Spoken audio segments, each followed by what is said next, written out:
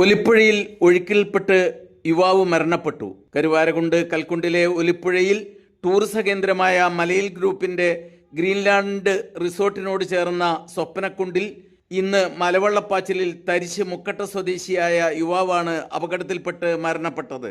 പുറ്റാണിക്കാട്ടിൽ ഗമറിന്റെ മകൻ റംഷാദ് എന്ന യുവാവാണ് മരണപ്പെട്ടത്. മൃതദേഹം പുന്നക്കാട് PMS ഹോസ്പിറ്റലിൽ നിന്ന് പോസ്റ്റ്മോർട്ടം ഉൾപ്പെടെയുള്ള നടപടികൾക്കായി മഞ്ചേരി മെഡിക്കൽ കോളേജിലേക്ക് കൊണ്ടുപോയി. കരുവാരകുണ്ടിൽ രാവിലെ മുതൽ നല്ല മഴയുണ്ടായിരുന്നു.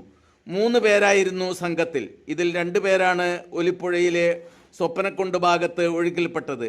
ഒരാൾ നീന്തിക്കയറി. തലയിലേറ്റ മുറിവാണ് റംഷാദിന്റെ മരണകാരണമെന്നാണ് നിഗമനം.